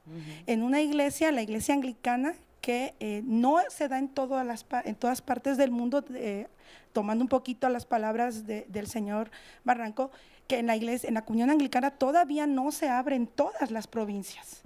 Pero México es una de las primeras, desde 1976, nosotros tenemos la opción de ser ordenadas al diaconado, al presbiterado y también al obispado. O sea, no hay distinción en la orden, en ninguna. Entonces es algo muy, muy hermoso. Yo no he encontrado oposición, al contrario, gente que llega por primera vez a nuestra congregación, generalmente de la Iglesia Católica Romana, se sorprende y le agrada, ¿no? Porque dice, no hay esa distinción. Podemos... ¿Ves? Perdón que te interrumpa, pero es justamente esa apertura de la que estábamos hablando hace un ratito, ¿no? Que yo creo que la Iglesia Católica le urge abrirse, porque se está quedando rezagada, ¿no? A ver, ¿quién quiere decir algo? A ver, Bernardo. Yo creo que estas experiencias, así también como temas del celibato, sacerdotes casados, en otras iglesias bautistas, presbiterianas, anglicanas, son importantes. O no quiere decir que sea fácil, porque la cultura a veces no es. Me han comentado pastoras que en sus homilías los señores como que bostezan, como dice, ay, ya, por favor que acabe, que no es la misma actitud cuando los hombres hablan, no quiere decir que en todas las iglesias, pero hay una barrera cultural que a pesar de que ya se ha dado el caso, el paso, el avance, hay que seguirlo profundizando. Y eso es lo importante de experiencias innovadoras como las que estás narrando. Y fíjate, vamos a ir a una pausa, pero justamente yo iba a lanzar también esa pregunta, ¿no? Lo del celibato, lo del otro tema escabroso cuando hablamos, por ejemplo, de la religión católica. El celibato, aquí estamos hablando de familias completas, ¿no? Lo vemos después de esta pausa. No se vayan. Celebro la mayor presencia de mujeres, que todavía no es tanta. Hacen falta más. Es una presencia que invita a reflexionar sobre el papel que las mujeres pueden y deben tener en el ámbito de la teología, afirmó el Papa Francisco en diciembre de 2014. Tal vez sí habría como un poquito, no sé, tal vez de transparencia, no sé si por ese caso, que tal vez ahorita falta como ese aspecto, entonces creo que sería por ahí. Sería más honesta, más honrada, no harían tantas cosas como los sacerdotes. Me parece que sería más igualitario, ¿no? Tanto hombres como mujeres tienen derecho a ocupar puestos altos y creo que son igual de capaces que los hombres para poder hacerlo. Va a pasar muchísimo tiempo porque es todo un cambio cultural y que desafortunadamente, al menos aquí en nuestro país, esa situación pues está dando a pasos muy lentos. Depende de la mujer, porque imagínate, si fueran feministas, pues las ideologías feministas como son, la pues superioridad contra los hombres, es como el machismo pero al revés. Yo consideraría que debería de haber un equilibrio, hombres y mujeres, o sea, por ambos sexos debería ser dirigida la iglesia, no únicamente por mujeres, para que no se caiga nuevamente en ese sexismo. Yo creo que sería un poquito más humano, no se castigaría tanto la posición de la mujer, tanto en el aborto, tanto como en algunos otros temas que los hombres nos satanizan. Ay, ya ven qué interesante se está poniendo esto. Oye. Vamos rapidísimo a contestar algunas cosas y luego, ¿qué quieres que primero, Gabriela? Llamadas primero. Vamos con las llamadas y regresamos aquí a comentar algunas cosas. A propósito del sondeo de opinión que gracias a todas las personas que nos ayudaron a responder, ¿qué opinan de la participación de las mujeres en la religión? Samuel Berlanga nos dicen, yo no tomo la hostia si la está dando una mujer. Más adelante agrega, que las mujeres se conformen con ser monjas. Lo hacen bien y allí es donde deben de continuar. Esa es la opinión de Samuel. Rafael Alba. Existe una discriminación dado que no hay obispas en la religión cuando hay muchas mujeres que han aportado tanto a la religión como la Madre Santa Teresa. Rosa María Cueva. En cualquier religión la mujer podría estar ocupando un espacio importante siempre y cuando esté preparada para hacer un buen papel y con la condición de que no se case ni tenga hijos porque descuidan una parte importantísima para enfocarse en lo profesional. Vivimos una situación muy crítica, socialmente estamos muy mal debido a la desigualdad. José Ordóñez, en la época en la que existió Cristo, la mujer no podría entrar a las sinagogas. Dice no podría, yo supongo que no podía entrar a las sinagogas cuando estaba menstruando. Si no existieran las mujeres no habría descendencia. El papel de la mujer es importantísimo. Si el mismo Dios ocupó una mujer para darnos a su hijo, ¿por qué tanta vejación hacia las mujeres? María del Carmen García Olín. Profeso la religión católica. Hace tiempo llevé un curso llamado Círculo Bíblico. Dentro de lo que aprendí es que en la iglesia somos todos los seres humanos. Me gustaría que hicieran la diferencia entre iglesia y religión. Por lo tanto, el papel de la mujer en la religión se manifiesta de diferentes formas porque cada uno tiene una vocación. Y otra llamada. Están haciendo una apreciación incorrecta de los conceptos de igualdad y equidad. Están considerando a la igualdad como sinónimo de semejanza, identidad o similitud entre los sexos. La igualdad no es un hecho, sino un valor establecido precisamente ante el reconocimiento de la diversidad. Tanto la igualdad entre hombres y mujeres como la equidad de género permiten trato idéntico o trato diferenciado según las necesidades respectivas. La distinción es que mientras el concepto de igualdad exige que el trato ya sea idéntico o diferenciado, resulte en que las mujeres no sufran ninguna forma de discriminación o de equidad, no hace referencia a eliminar la discriminación que sabemos sufren las mujeres. La igualdad es un derecho humano y por lo tanto una obligación legal a la que no se pueden sustraer los estados. La igualdad es un principio que atraviesa y le da contenido a todos los restantes derechos humanos. Esta es una apreciación, es anónima la llamada y bueno, le agradecemos mucho el que la Pero haya fíjate, compartido con interesante porque justamente aquí estamos diciendo que estamos hablando acerca de equidad, no de igualdad. En mi punto muy personal de vista, la igualdad es algo que no existe para mí entre los seres humanos porque todos somos únicos y totalmente, claro, irrepetibles y cada quien tiene una característica muy distinta. Entonces, pretender la igualdad es algo que me parece que es imposible porque por eso cada uno es distinto y cada uno es único e irrepetible. Oye, haré rápidamente una corrección, porque decía yo que era una llamada anónima y no, esta le pertenece a Magdalena García Hernández, de Pensadoras Urbanas, en la campaña Urbano Mundial. Pero lo que está planteando Magdalena es más bien la igualdad como un gran principio del liberalismo. Fue una de las grandes consignas en la Revolución Francesa. Es decir, la igualdad como un principio, como un gran principio social que marcaba precisamente. Yo creo que es válido. Que marca mismas es válido. Yo entiendo muy mismas. bien que la igualdad no debe ser entendida como homogeneidad, como que se pierden las características. Pero es un principio histórico, el tema de la igualdad, un principio histórico que marca la Revolución Francesa y también marca lo que posteriormente es el gran liberalismo a nivel internacional, es un concepto válido en ese sentido. Creo que los matices son precisamente frente a sociedades más complejas y frente a una globalización que homogeniza y que por lo tanto la diferencia tiene su importancia. Claro, claro, por supuesto que la tiene y hay que reconocerla además. Y también nos han preguntado mucho acerca de el significado de religión. ¿Es lo mismo hablar de religión que de fe, que de iglesia, que de, o sea, ubícanos un poquito así rápidamente? Sí, religión viene del latín religare, que se refiere a la relación con la trascendencia o con los seres humanos o con todo lo que le damos el significado de lo sagrado, ¿verdad? Y bueno, las grandes religiones, judaísmo, cristianismo, islam, budismo, hinduismo, ¿verdad?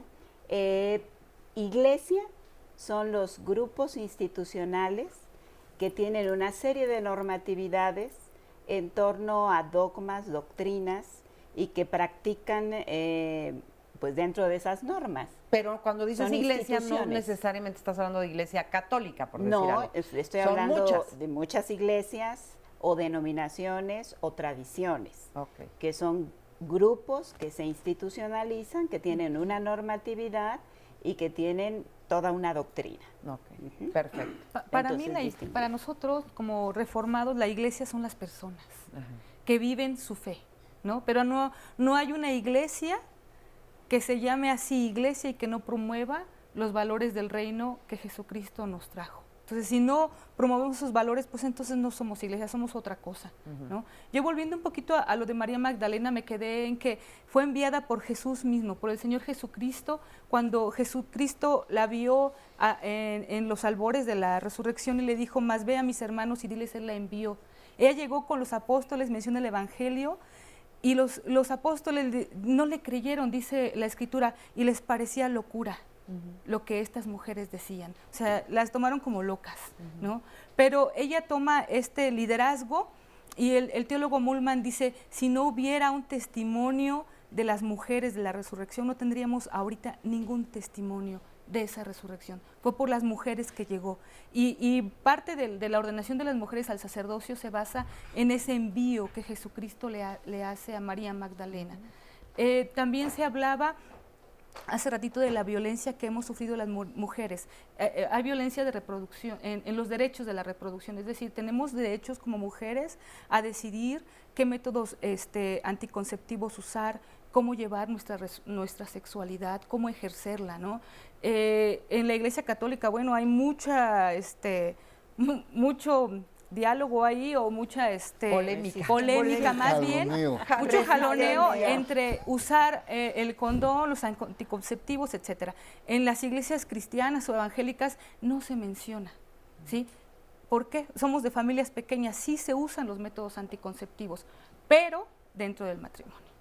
Antes del matrimonio no, y es un secreto a voces. Salen muchas chicas, muchos chicos embarazados prematuramente. ¿Por qué? Porque no se habla de esto, ¿no? Sí. ¿Qué queremos hacer en las nuevas comunidades? Hablar de esto con los chicos, hablar de esto con las chicas, que tengan el derecho de ejercer su sexualidad con responsabilidad, Claro. ¿no? Cuando Claro. no se habla es cuando pasa esto y no queremos que las chicas interrumpan sus estudios, que las chicas interrumpan una vida que pueden desarrollar y que vivir plenamente. Por supuesto, hay que estar informados. Y con respecto al celibato, a ver, Ruth, te toca. Bueno, es también otro tema sumamente polémico. ¿Por qué es tan polémico? Esa sería la pregunta. O sea, ¿por qué les pica tanto el tema del celibato en la Iglesia Católica?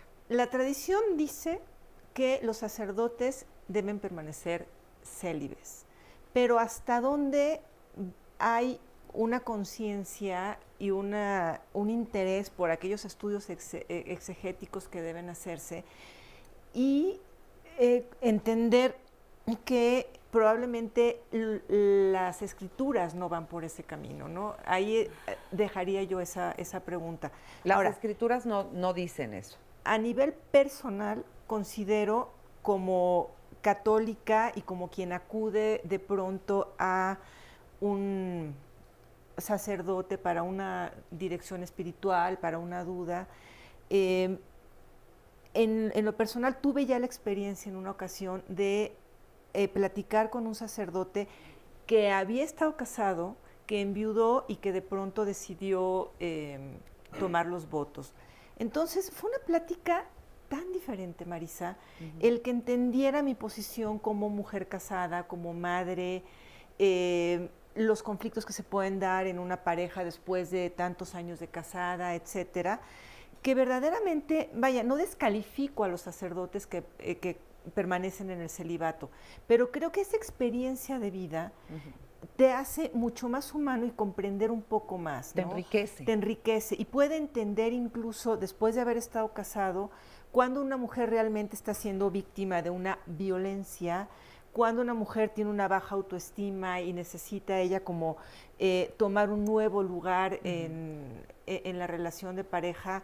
En fin, creo que son una serie de circunstancias que lejos de empobrecer a la Iglesia, la enriquecería profundamente. Claro. Ahí habría que decir que le preguntaron al Papa qué piensa del celibato, al Papa Francisco. Sí. Y le dice, bueno, pues no es un dogma.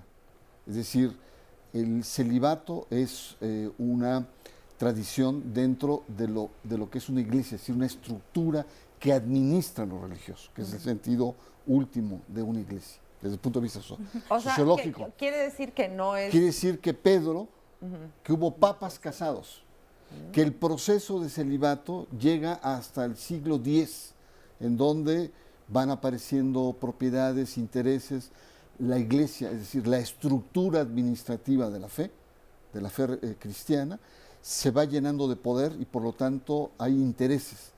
Y un cura casado con hijos, pues tenía que heredar sus propiedades. Al no ser casado, esas propiedades, es una de las hipótesis históricas, se acumulaban en la iglesia. Pero el hecho es que el celibato se va imponiendo poco a poco en la medida en que las estructuras religiosas se hacen poderosas. No así en las reformadas. No, fíjate, es otra la lógica. Ajá. Por lo tanto, entonces encontramos que tanto en la iglesia ortodoxa, en muchas iglesias reformadas, los sacerdotes pueden ser casados. Claro. Y no hay pero problema. el que no es casado sufre rechazo y violencia. Lo ven raro. El que no es casado, el varón, en las otras el varón, iglesias. las mujeres no, en las iglesias evangélicas o cristianas, el que no es casado, ay, qué rarito el pastor, porque 50 años y no se ha casado. Inclusive en algunas, si no está casado, no lo ordenan. Los presionan a casarse para poder recibir la ordenación. Fíjate, eso está muy interesante. ¿Y querías decir algo, María? Sí, esto mismo que decías, Bernardo, hasta el siglo XI, con la reforma gregoriana, es cuando se institucionaliza también el sacerdocio. O sea, porque antes había una práctica sacerdotal, pero no estaba institucionalizado. Y es cuando se empiezan a poner las normatividades en torno al sacerdocio católico. Es decir, que sea célibe, que estudie, porque antes no estudiaban, no había seminarios, entonces que se prepare para el ejercicio ministerial. Y bueno, hay que recordar que es en el siglo IV, con Ignacio de Antioquía, que se estipula el triple ministerio en el cristianismo. ¿Qué es eso? El triple ministerio es el episcopado, el presbiterado y el diaconado. ¿Y qué desaparecen los ministerios de las mujeres? El ministerio de la profecía, el ministerio de la diaconía, el ministerio de la viudez. Eso es muy interesante. En la iglesia primitiva, ser viuda era un ministerio. Tenían una serie de funciones y era reconocida la viudez como ministerio ordenado. Entonces, el término sacerdote, como hoy lo conocemos, no aparece en el Nuevo Testamento. Hay que recordar que también Francisco no es el primero que ha nombrado o que quiere nombrar una comisión para repensar el diaconado de las mujeres. Ya Pablo VI había nombrado una comisión en el 64-65 para revisar los teólogos, los biblistas, si en la Biblia había oposición al ordenamiento de las mujeres. Y lo que encontraron los teólogos no solo es que no había oposición, sino que no había argumento para la ordenación ministerial de los hombres. Fíjate, o sea que, te digo, se van descubriendo cosas que son al revés. Jesús no ordenó sacerdotes, porque él no era de la casta sacerdotal, no era de la tribu de Leví, entonces no pudo ordenar sacerdotes.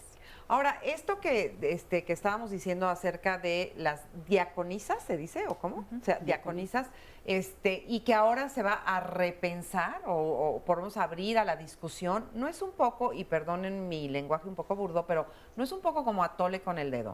O sea, nada más se va a abrir a la discusión. ¿Cómo lo ves tú?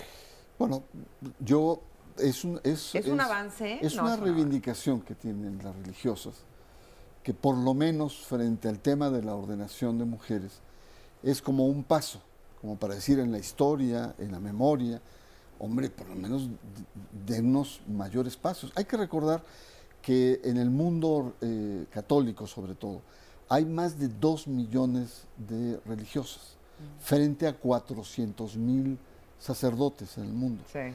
Los sacerdotes cada vez son más viejos, los sacerdotes son cada vez... hay menos vocaciones. En Europa el promedio de edad de los sacerdotes es de 72 años. Por lo tanto, entonces hay una urgencia de que haya nuevos ministerios para tener mayor vida en la iglesia. Claro. Y hay una reserva impresionante en las mujeres y las religiosas. Aquí estamos presentes.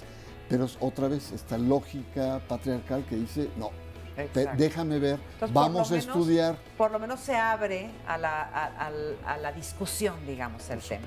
Vamos a ir a una pausa y continuamos platicando de esto. No se vayan.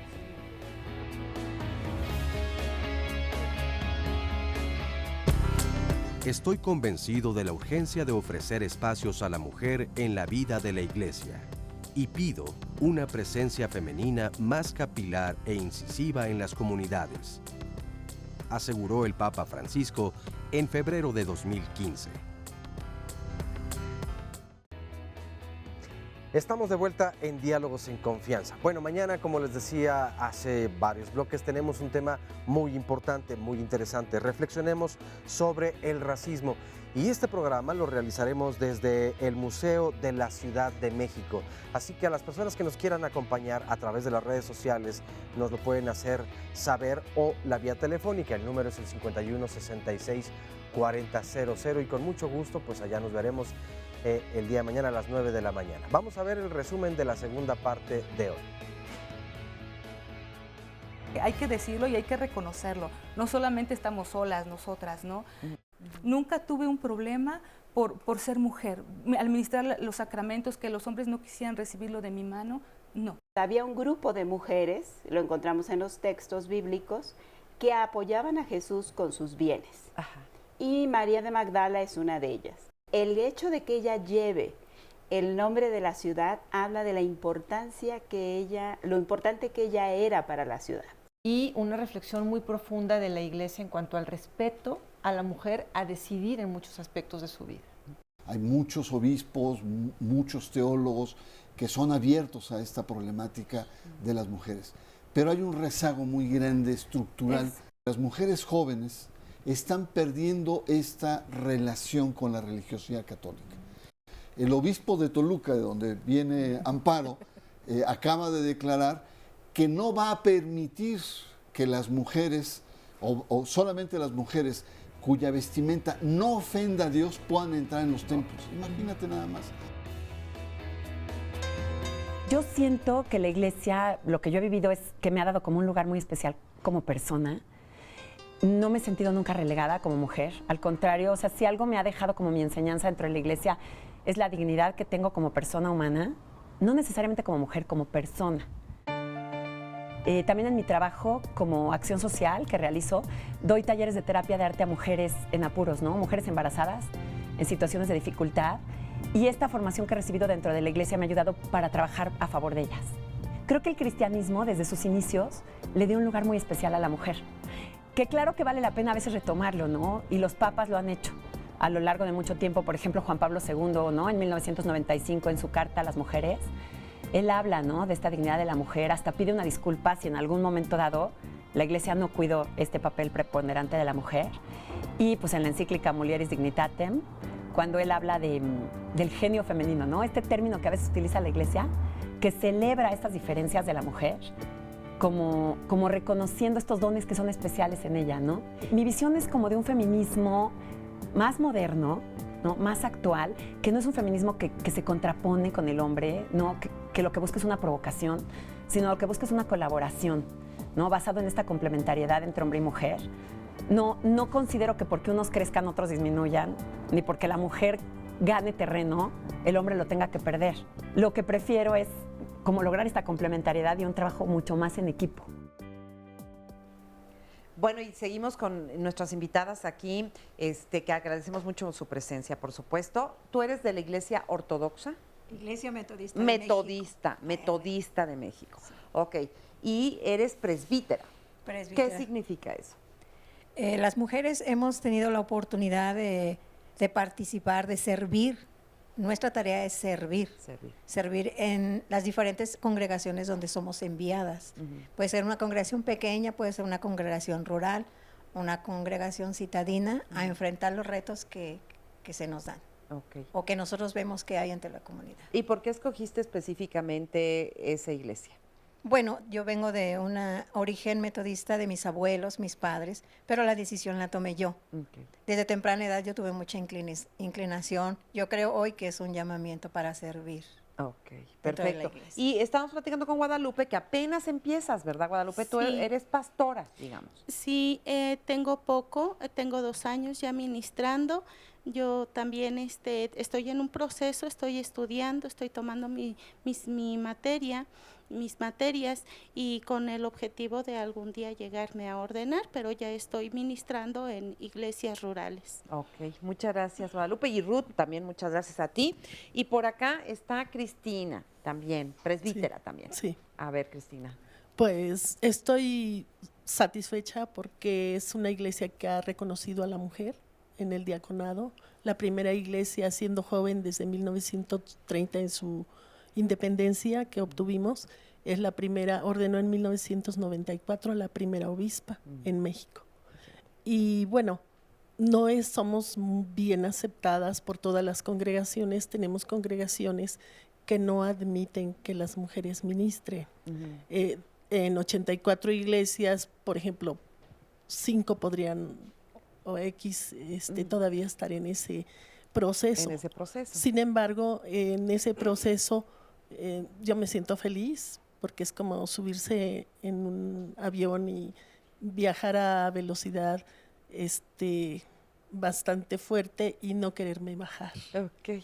Entonces estás contenta, te sientes realizada y nunca has tenido algún problema de algún tipo de violencia, de alguna cosa así. Sí, de parte de las congregaciones. ¿Qué te han hecho? Pues... ¿O lo peor que te hayan hecho?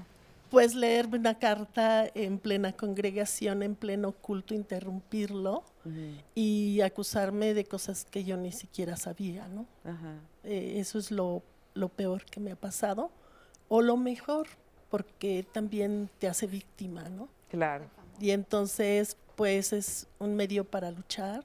Claro. Y así como los hombres también están acusados a veces de violación que no cometieron, o de incestos y cosas, pues nosotras de chismosas, ¿no? Claro. O sea, no hay nadie otra. se salva. No, claro. Ok. Y bueno, entonces todos salen ilesos, pero no renunciaría.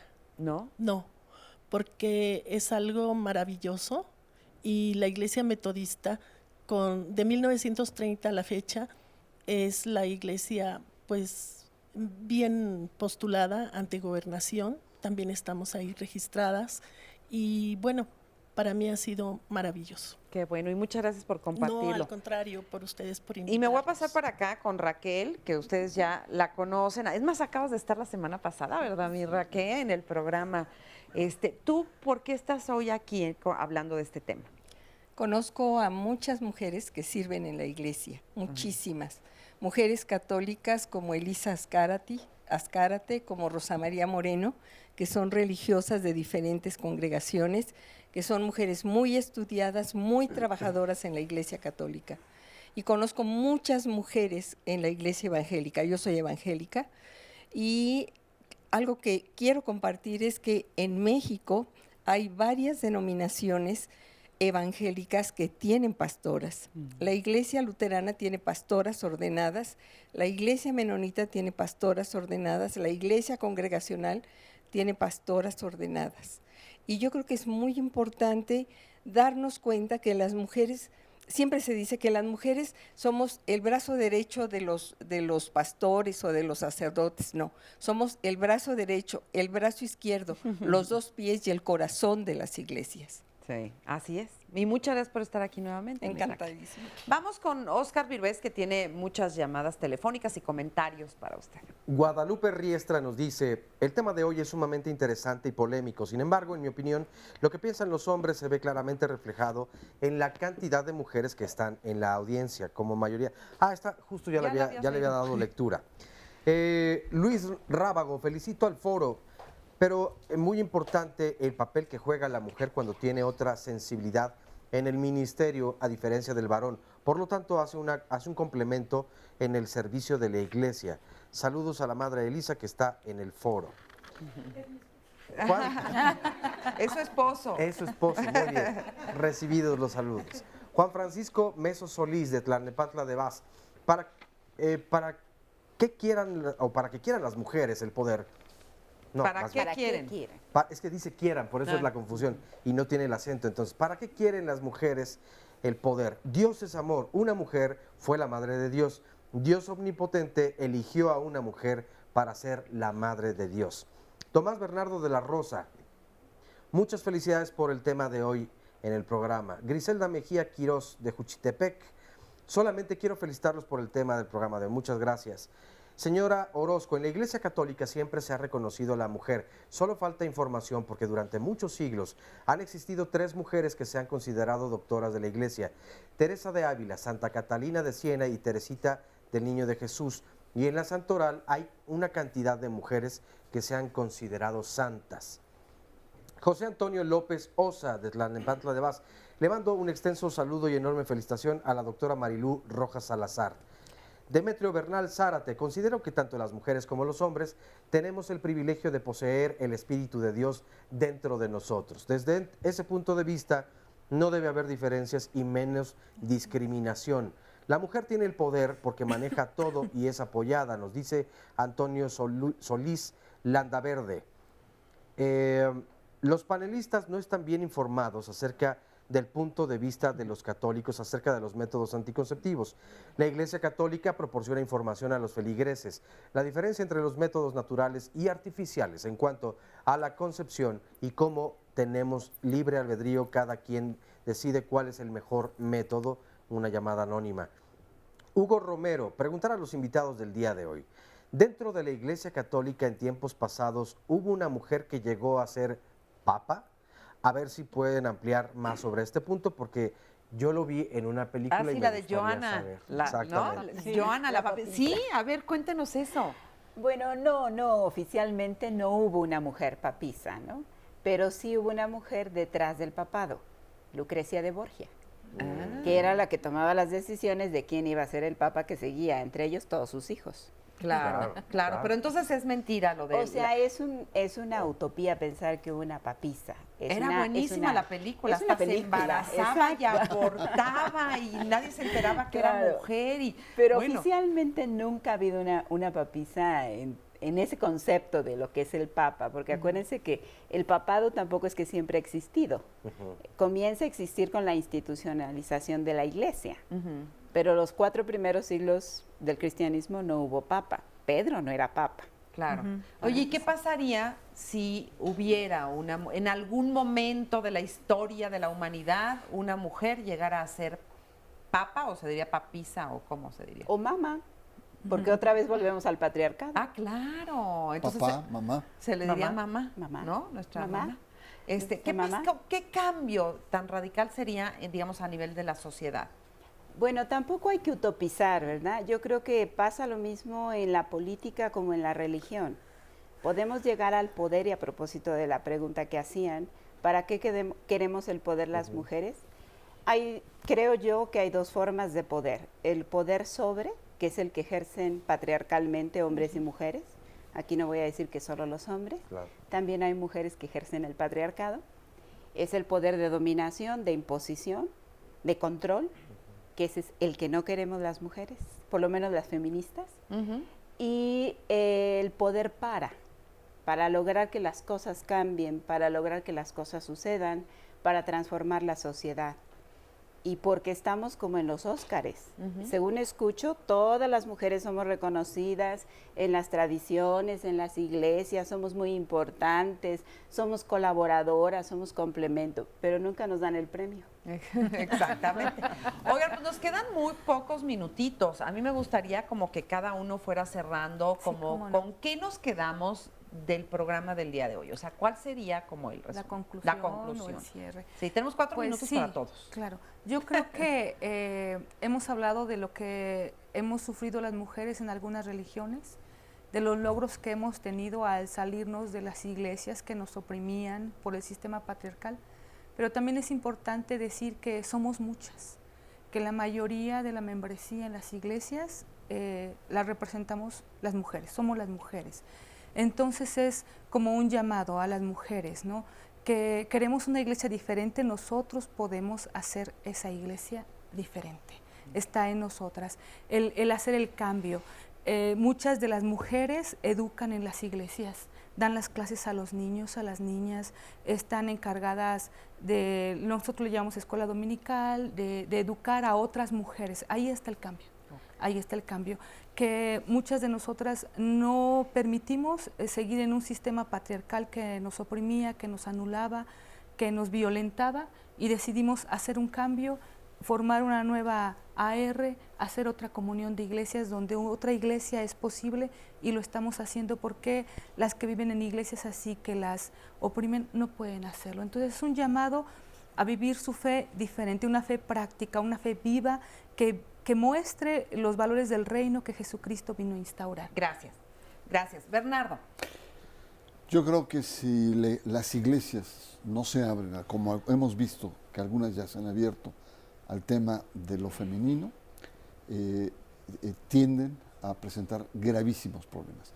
La Iglesia Católica, si no se abre, va a enfrentar procesos de desgaste, de erosión y de desmoronamiento, así de dramático. Peores de los que ya peores de los que se han tenido. ¿No? Si ya hay signos muy fuertes, sobre todo a nivel de vocación, de su propia estructura. ¿Y el Papa Francisco le echa ganas? Está abierto el Papa, está abierto, sin embargo está más abierto en actitudes que en cambios estructurales de fondo.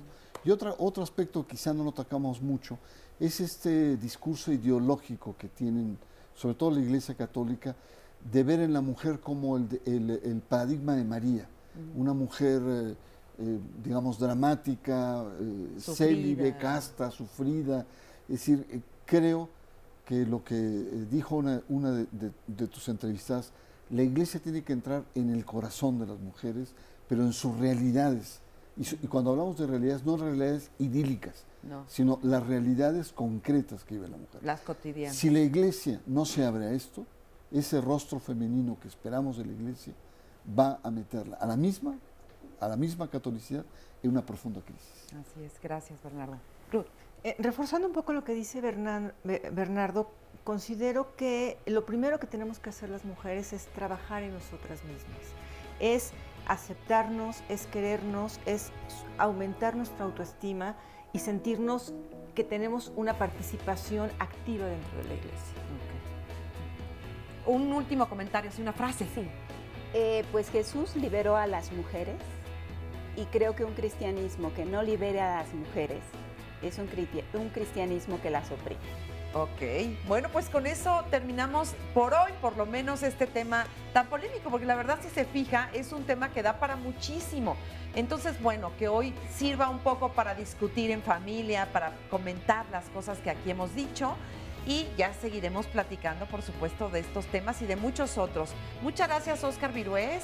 Muchas gracias y gracias a las personas que nos acompañaron durante el programa. Así es, y bueno, nos estamos viendo la próxima semana, los esperamos. Yo soy Marisa Escribano, hasta la próxima. Gracias.